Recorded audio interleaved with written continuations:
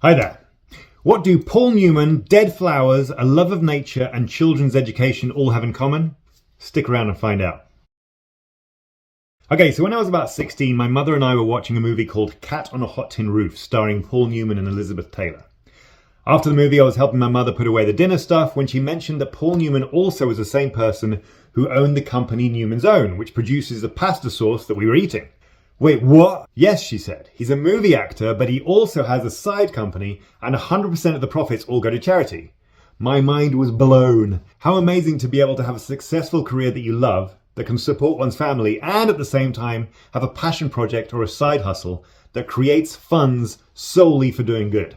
Now, this seed of an idea lay dormant in my head for the next 20 years until I did my first photography book back in 2013 and decided that I would direct all the proceeds from my book to a humanitarian charity. Today, 6 books later, with all 100% of my proceeds from each book going to humanitarian charities, here I am again with a new book to introduce to you.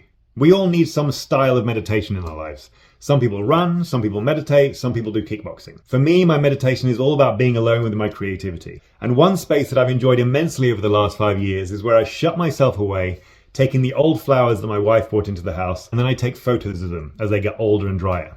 This has turned into a project that I call NATURA, SACRA, when the earth was God. The idea behind this project is based on the fact that we as a species have become completely disconnected to nature. We used to look at nature for our answers.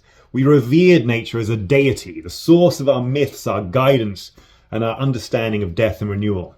A flower was never really just a flower. It was an emblem of life's fragility and eternity. Now, images of nature have become a screensaver, something that we scatter our desktop files on top of, and we don't even notice on the back of our screens, so familiar we've become to it.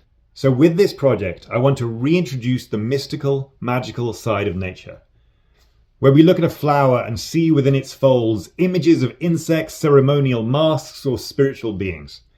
I want to remind people that nature is alive with symbols, with presence, and with meaning.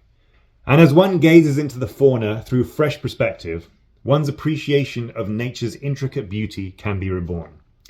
Now, these images were all shot with my Hasselblad at the highest possible quality so that one can see each vein, each hair on a petal. This is an absolute passion project of mine, and I hope and pray that you'll buy this book, enjoy the images as much as I did working on them, but at the same time knowing that 100% of the proceeds that I get from this book will be going to the fantastic charity called hopeandplay.org. The Hope and Play charity's idea is pretty simple: to inject hope and play into the lives of Palestinian children. They do this by working with trusted partners on the ground to deliver education, art and play activities, but they also provide food, clean water and medicine, as well as trauma support for children in villages and refugee camps in the Gaza Strip and West Bank. So if you feel like donating to a great cause that aims to bring back some hope and light into the lives of children who have endured so much, and at the same time getting a beautiful photography book, go to the link in my bio. With this book, we are printing in several countries, so wherever you order from, there won't be crazy shipping costs if you aren't in America. Thank you very much. Sending lots of love.